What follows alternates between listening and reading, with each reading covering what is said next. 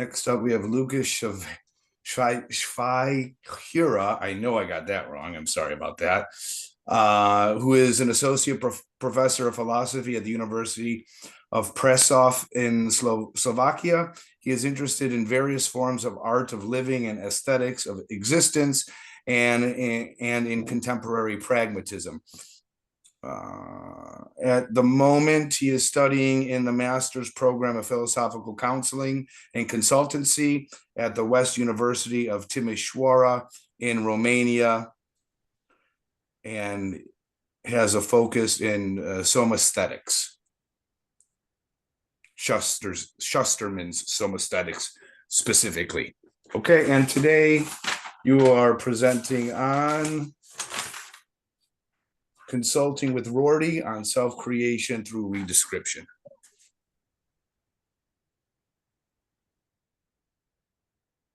Thank you for introducing me. Good afternoon and good evening for all of you. I'm happy to be here with you. I didn't prepare any visual presentation, so I will simply talk about my topic, counseling with Rorty on self-creation through redescription. I don't think that Richard Rorty needs any special kind of introduction. He was a very well-known neo-pragmatist, also for his book, Philosophy and Mirror of Nature. But the book that is some kind of inspiration for me, and that is more important for me here, is his Contingency, Irony, and Solidarity. Consisted from lectures he gave for the University College London and Trinity College in Cambridge. And Rorty introduced in this book language or idea of language as a medium in which we constantly create ourselves, or maybe rather our understanding of ourselves through the stories and narratives we tell ourselves. And if this is so, as Rorty suggests, we can also recreate ourselves through the process of redescription. This is the central theme of the following presentation. And in traditional approaches in philosophical counseling, but not only in philosophical counseling, but also in psychological counseling, I think we can see a lot of emphasis on objectivity and rational thinking and logical thinking, of course, which is perfectly fine. But I'm interested how could philosophical counseling look if it was inspired by Rorty's philosophy contained in the Contingency, Irony, and Solidarity, with its emphasis on what we can call creativity. So how we can use creative process of redescription in philosophical counseling. But I would like to begin with some sort of discrepancy between socialization and individuation first. There is a sociological truism that we have two basic forms of socialization, of course, primary and secondary socialization. Of course, human life is not a continuous socialization, but it necessarily includes some forms of individuation. I don't mean individualization, but individuation as a psychological term. From the point of view of developmental psychology, we can observe some typical strategies of ontogenesis in which individuals tend to individuate themselves from the society of which they are an integral part. When we socialize, on the other hand, in schools, for example, or at work and in similar environments, primarily in the process of secondary socialization, to greater extent, it is an organized or semi-organized process of socialization. So we learn to adapt to these environments, school, work, etc. And we learn to adapt to forms of communication in these environments and to other people.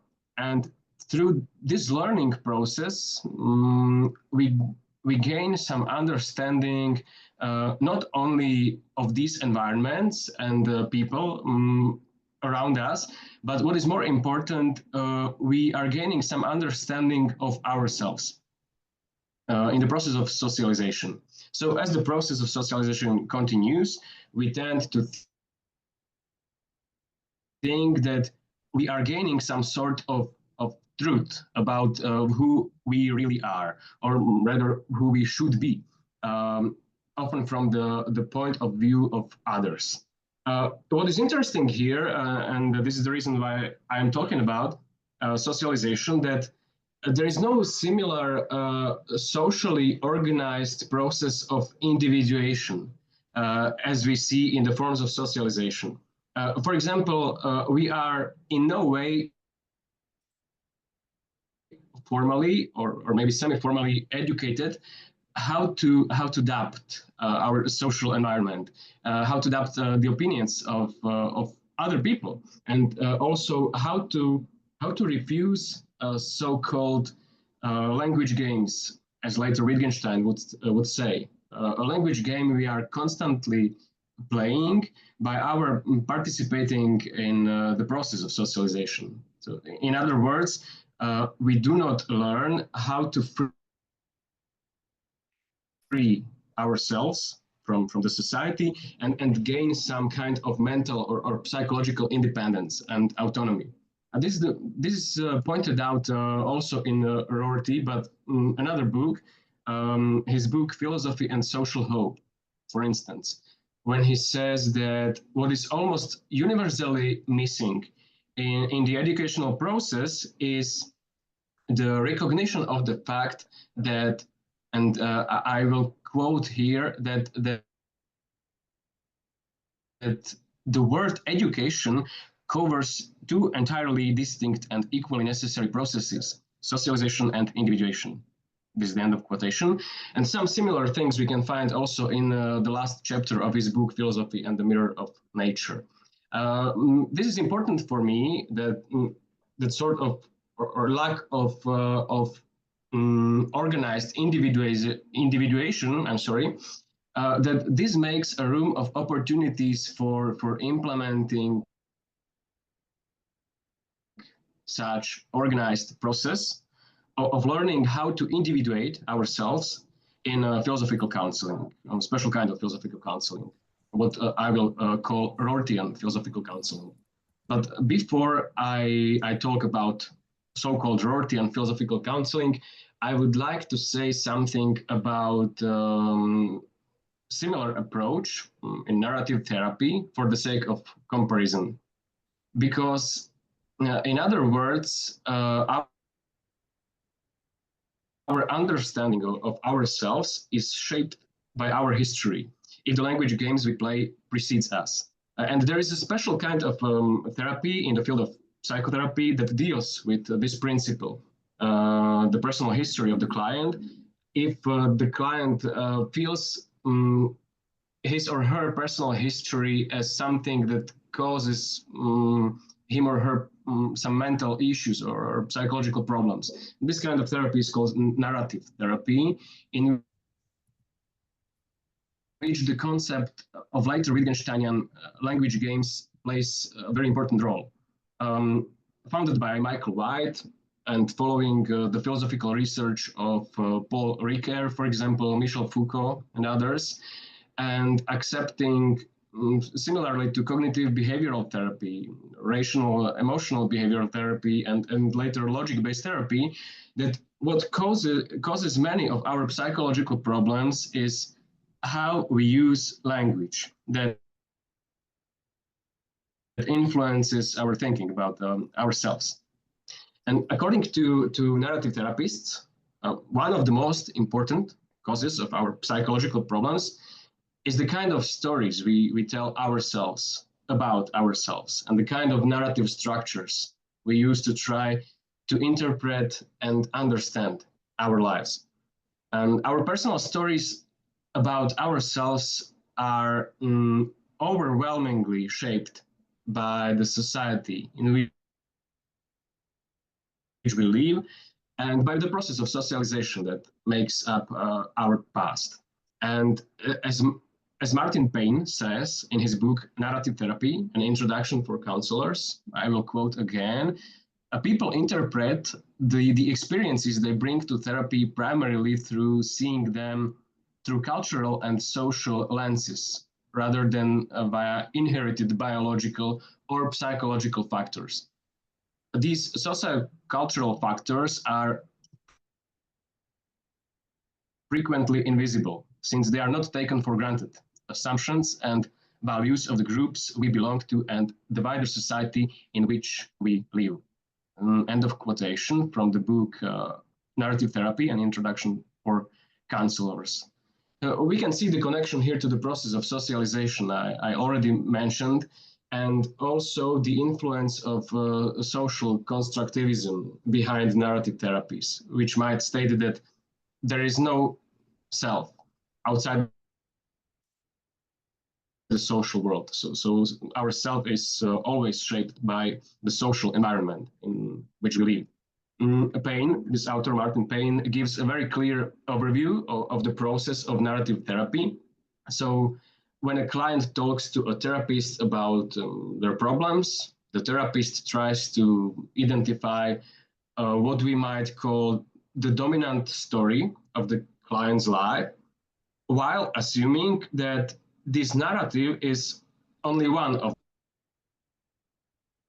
the possible stories. And through the specific therapeutic process of externalizing problems, for example, the therapist tries to separate the problem from the or issue from the person and works on the assumption that what the client feels as a personal failure is probably only the result of internalizing social expectations. And after this, and this is important for me, client history is highlighted. So the therapist encourages the client to think about the similar issues in her past to recall the non-problematic outcomes of dealing with them. So narrative therapy thus serves the client in gaining a broader perspective on her life by identifying possible influences on the current client problem. The client is invited to look again on his or her past and to identify the elements that make up the actual story of his or her life.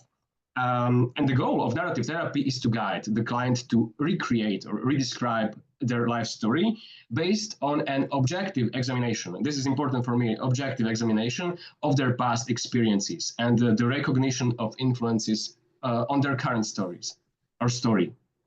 Okay, this short overview serves only for distinguishing Rorty's approach for me to the person's history and for suggesting an alternative approach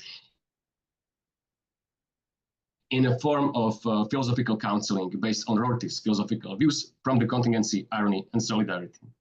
When I say that this could be considered as an alternative approach, I mean Rortyan counseling, it doesn't mean that philosophical counseling based on Rorty's philosophy should replace narrative therapy.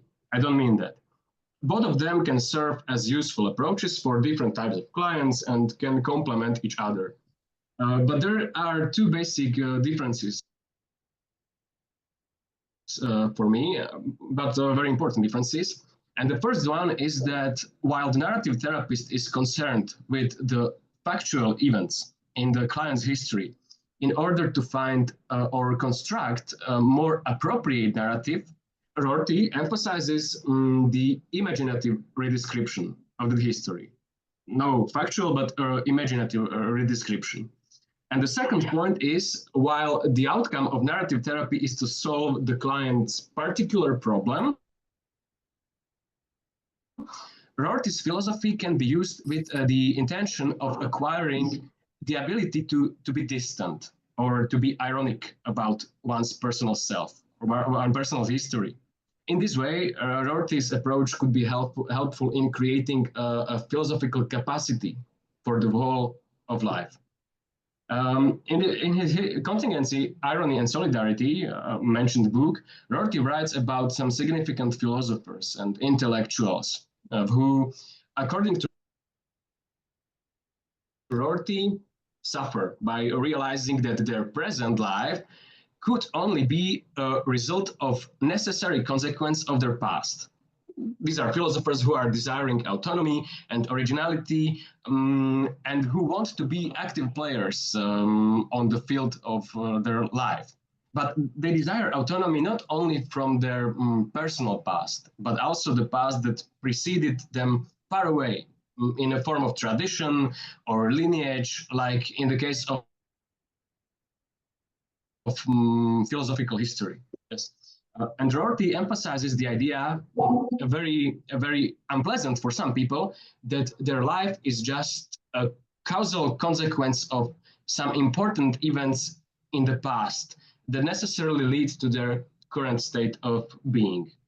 Simply put, such a person might say to herself, I am who I am because I cannot be anyone else, or I am the necessary result of my past.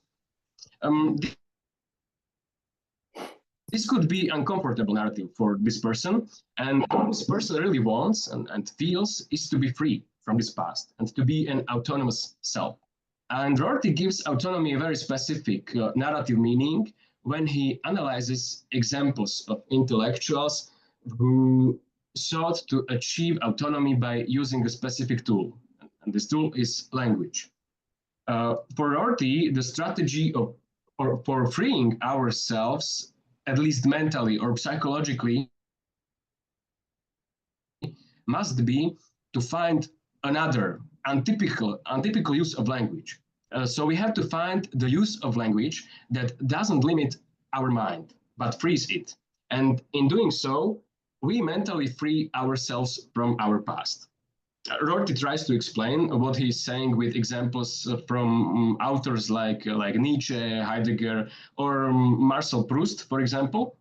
So he chooses certain intellectuals to demonstrate what it means to achieve autonomy linguistically or through the use of language. But one example of intellectuals is particularly important to Rorty, and this is Jacques Derrida.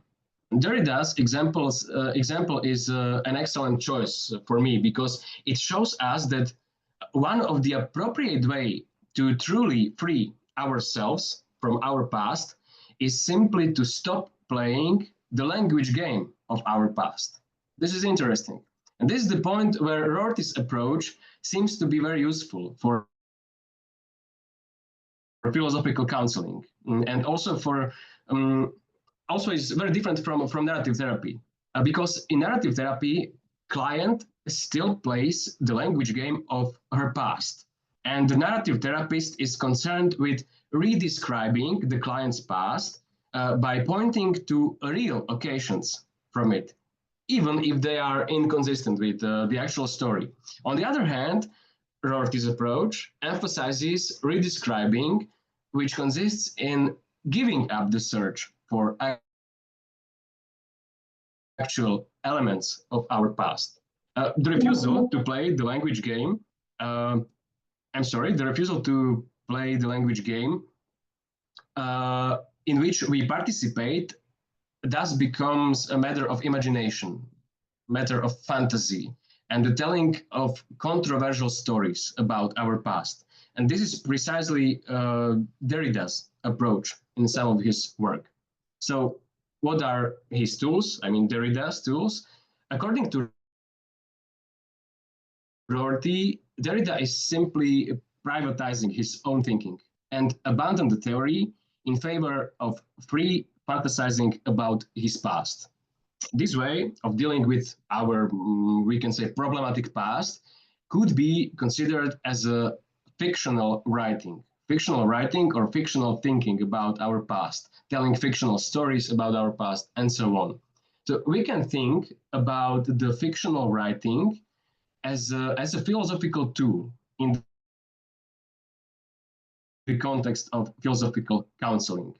The philosophical counselor should serve as a teacher who wants to teach his or her client, who is striving for autonomy, appropriate philosophical tools for this goal, autonomizing. The counseling with Rorty, for me, does mean that the counselor doesn't need to go into detail about Derrida's achievement of autonomy. That's really not important for any particular client, but knowing Rorty's interpretation of some important intellectuals and philosophers of the past can serve as a basis for the counselor's own counseling strategy. In contrast to narrative therapy, the philosophical counselor, inspired by the reading of Rorty, can encourage the client to write privately, for example, write privately about his or her past in a very playful and imaginative way. And these fantasies can be very strange, and it takes some courage on the part of the client to think really freely about their history, her predecessors, often very close people, as in Derrida's own example of his free associations, in which he describes even some obscene scenes of his predecessors.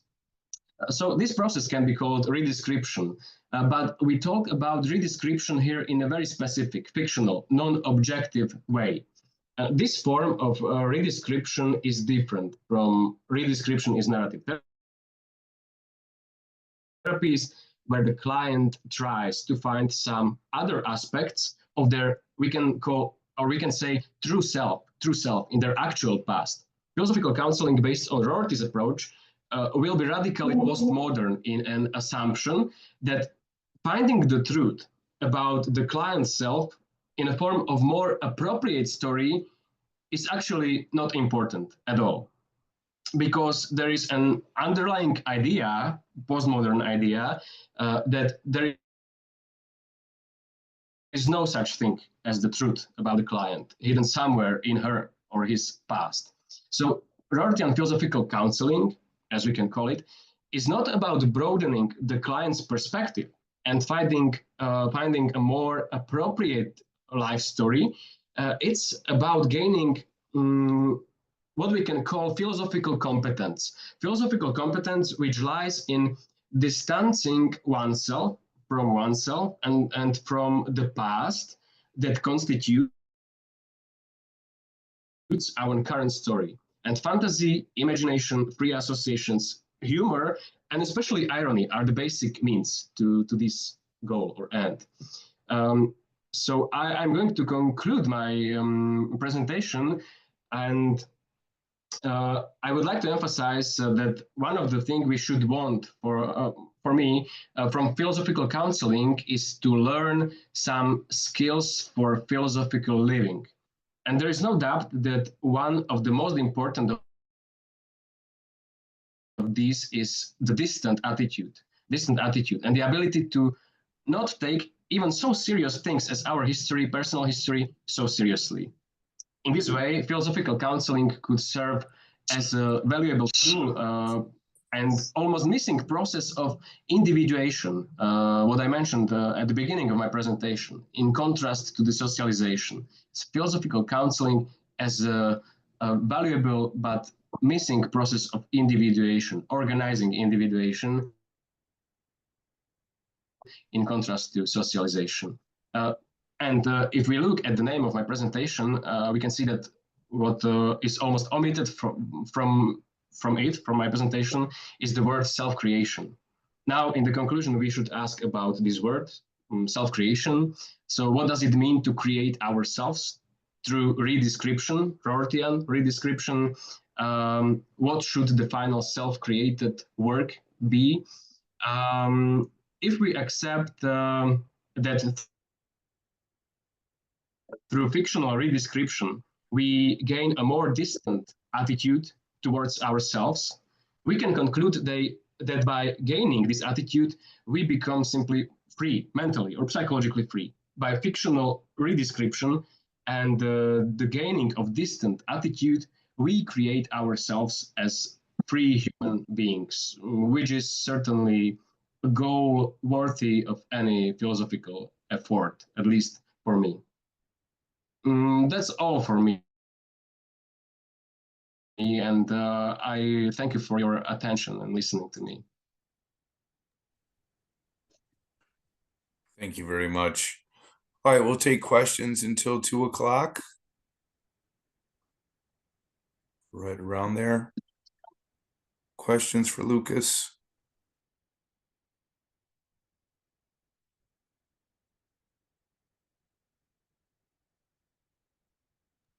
The idea of philosophizing is, I think what we've talked about in other sessions is sort of the flexibility, right?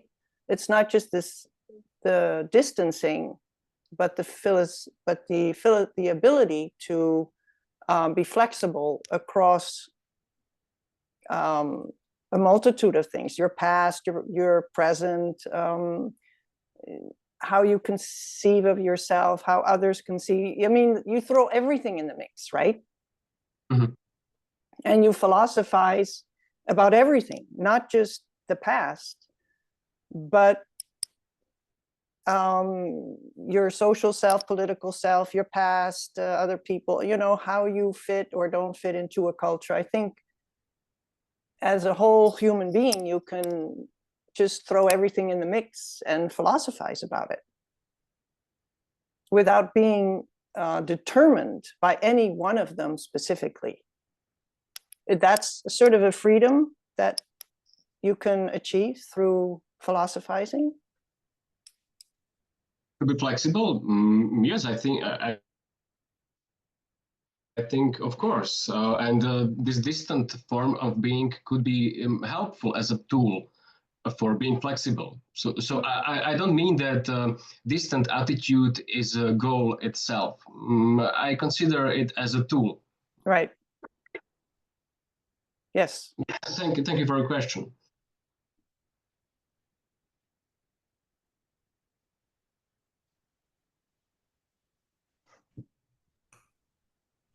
I think Yeah, that sorry. Sorry, you want? Okay. Yeah, Go ahead. I Go ahead, think and then that Alexis.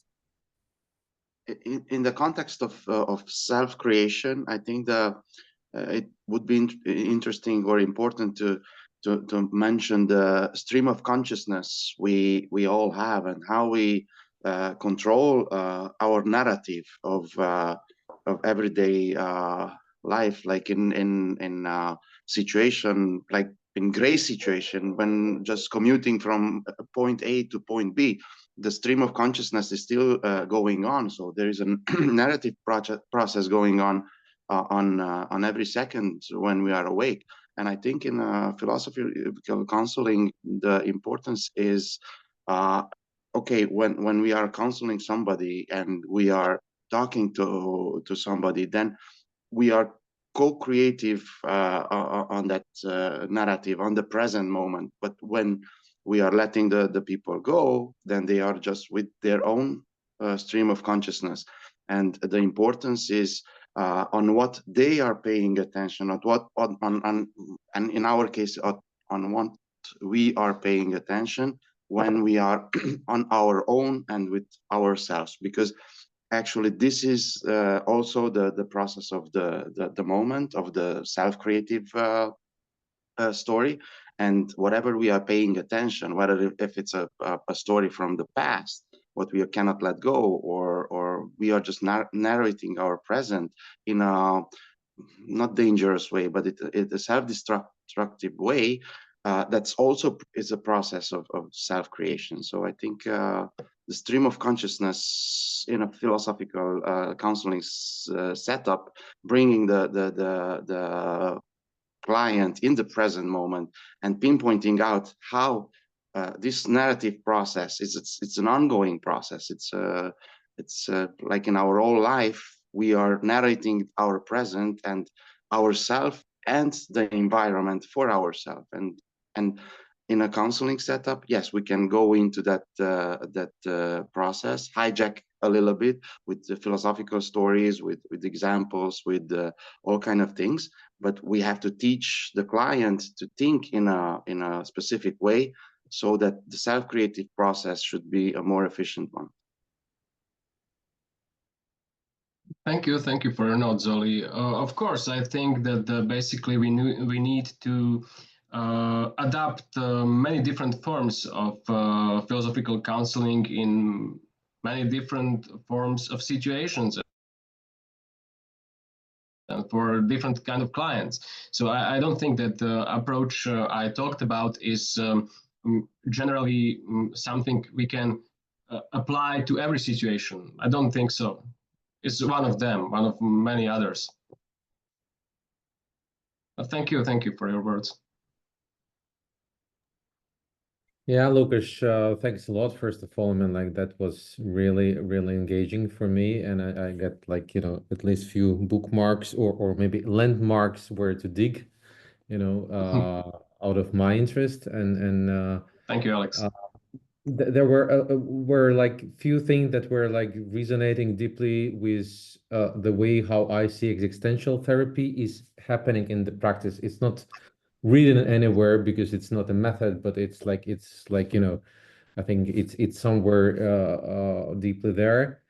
And also this idea of recreating through the act of creation, like, you know, kind of this fiction writing. I think that was like resonating a lot to what I was also thinking when I was like thinking about this being in a game. And I have a question here. Is that is it right that this act of creation, like it's very important part of this philosophy with the Rorty? Is it so? Like, have I got like the right idea? Yes, I think that the fictional discourse is one of most important topic in Rorty's philosophizing, particularly in his contingency, irony, and solidarity. Because then I'm He remembering picked that. up the examples of. I'm sorry. No, go Please, on. Alex. Okay. It's just I just kind of also thinking like sometimes it's very difficult for the clients to start, you know, this creation process. I'm like I just remembering this the book of Rollo May, I think, was The Courage to Create. You know, it's like it's very therapeutic, you know, like it's very useful, but like, you know, sometimes it's the most important part is to start doing that. But Yes, maybe it's good idea to begin with some explanation to client that maybe the idea of truth in his or her history is not so important as he or she thinks. Because we tend to think that true is or should be already the most important value of our lives. Maybe no.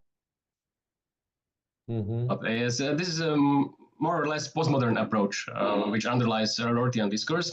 But I think it could be very helpful when we show our clients that we can free themselves from these very rigid ideas that gain from culture and society. And true is only one of these ideas. I think truth is, you know, from Rorty's perspective, is pragmatic. You know, it's a Jamesian perspective, what works, but he applies this to systems. You know, what system works for one person doesn't work for another. So when you know, in fact, I think the quote was their philosophies themselves were temporary resting places for specific utilitarian purposes. So when you apply that to redefinition of oneself, then it would seem that, well, not anything goes as a narrative because some narratives are self-defeating and destructive. You wouldn't want to help a client to cultivate, you know, a perspective, a life's narrative that would be, you know, detrimental. That wouldn't fit in with Rorty's perspective, would it? I mean, wouldn't you have to be, as a counselor, guiding the client into an avoidance of certain pitfalls that might undermine their welfare rather than satisfy it? In that sense, truth is very relevant. That's a good point. Thank you.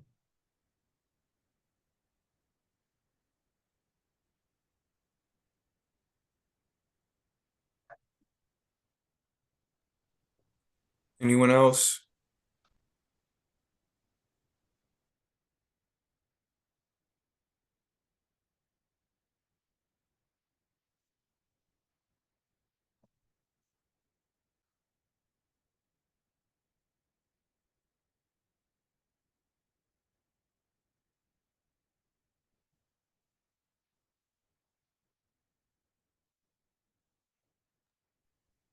I thought I saw a link as well between your presentation and the one by Alex before with the games as well.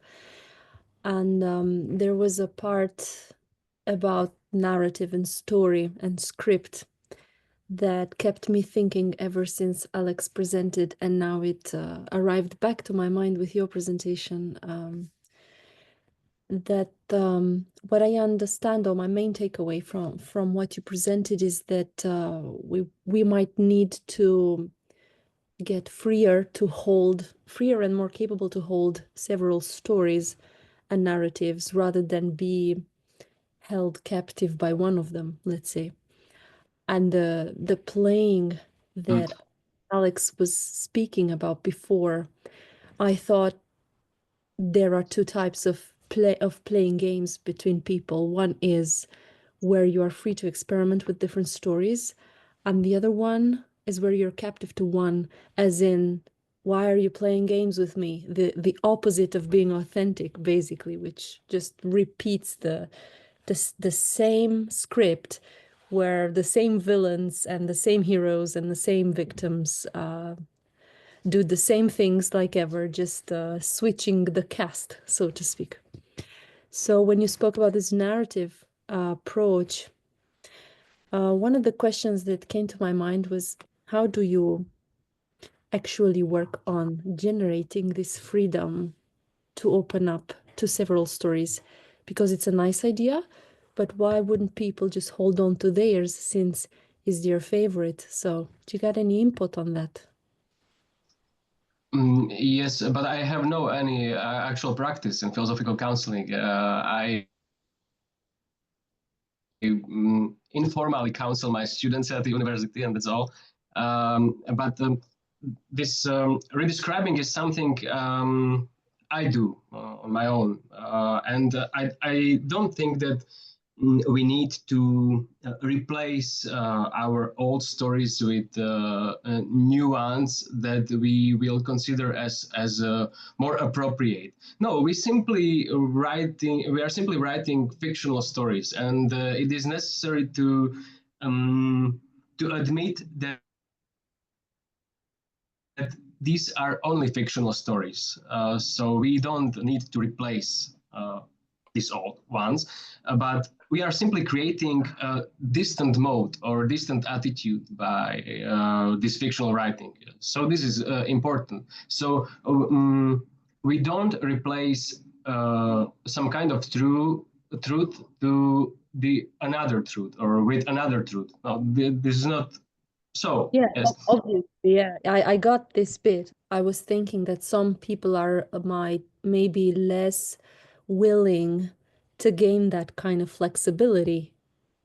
So if you say you're doing work on creating fictional stories, maybe it is in itself an exercise of creating something and then letting it go and so forth. But I think it's really hard to do that with one's own stories, the ones that are really important to defining their identities. And I'm sort of curious in that. Maybe others who have listened to your presentation might have as well an insight in how to stimulate this flexibility and people. I find some rigidity in myself as well at times, although I think of myself as a open-minded person, but in some things I just go, no, it's not like that. Like I know, but I don't. Okay, so there's Yes. resistance to break. And although I might be open in some areas, in others I'd be really rigid. Yeah, how to work with that is interesting. Yeah, I think this is perfectly fine. Yes, this approach maybe is not appropriate for everyone. It's perfectly fine. So we cannot push someone to what causes him mental issues. No, this is not fine. For some people, this may be fine for some, not. It's perfectly okay. I like your permissive response. Thank you. Yeah, I thank have you. something to say on this. I think my existential therapy teachers would say that if someone chooses to be rigid, I mean, like that's his choice. I mean, like as long as this is, kind of he understand that.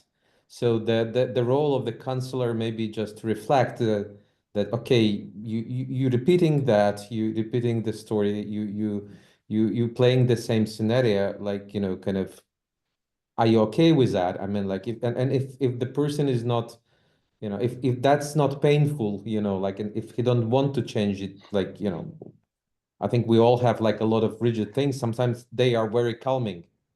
So. Mm-hmm. I guess I'm particularly motivated in the context of what's going on in the world at the moment, particularly in East Europe, where we've got some people who are very certain of how things are and so ready to impose some things. And I think, wow, I wish I could just instill some doubt at least, or say, how about something else? But I think it's an expression of my lack of potency at the moment to have some important influence in what's going on. But thank you for allowing me to comment on this. Thank you very much.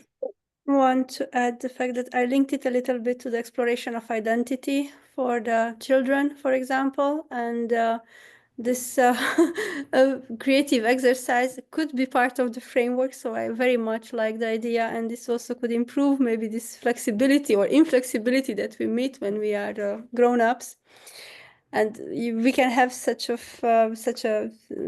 things like, what if I was a guitar player? What if I was a guitar player and I like hiking? And what would the day of mine be? Things like that could explore also interaction and yeah. Thank you. Thank you for your input, Christina. Please share the results with us. I will. Thank you. Thank you.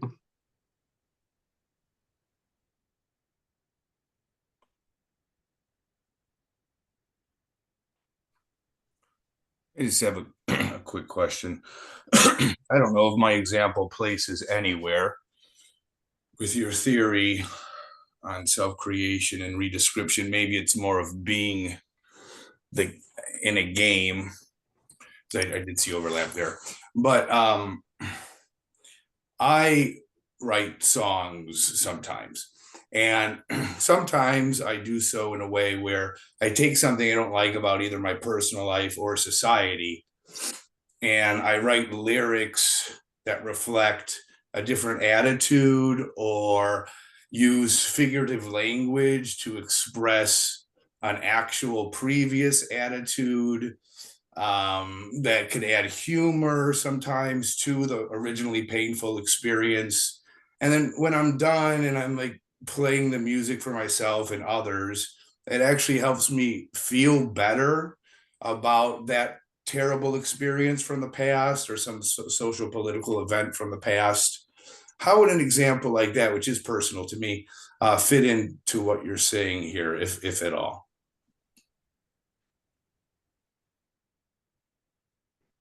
And that's a good Alex, question. maybe Thank you too. for that. I think it's perfectly fit. I'm sorry. I was just saying this could apply to Alex too, but please, this is primarily for you, Lucas. Yeah, yes, thank you. I think that it's perfectly fit with this approach, because what you do when you write texts or songs, it's a process of creative redescription, a metaphorical redescription of your past events. So this could be considered as a kind of philosophizing in an artistic way. Of course, why not? Very It's interesting. therapeutic. It's therapeutical for me. It's is acted as a kind of therapy. Not so recently, but more in my youth, my younger days. It's especially still today, though. Yeah, it is. It does seem to be, at least to to me, it was a kind of, how did you put it? A redescription of that event, of that experience through the song. Yes, maybe using of some kind of metaphors and the different dictionaries and maybe different language. Metaphorically speaking, it creates a distant attitude. Yes, so it could be therapeutic because of the distance you established by different kind of language you used. It makes sense for me from a Rortyan perspective. Excellent. That helps put that kind of part of my life into perspective. Thank you for the input. Thank you for the presentation. Anyone else?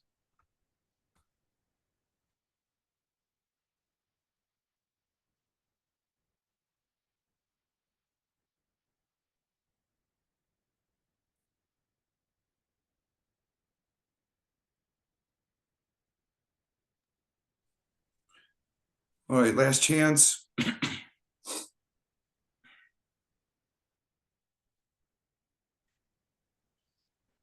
Hearing no one. I think Sam might have an announcement. We're going to take a 30-minute break here. I made a mistake on the timeline, so we're 30 minutes early. And so we'll be back in about 30 minutes and we'll be back on schedule. Perfect. Thank you.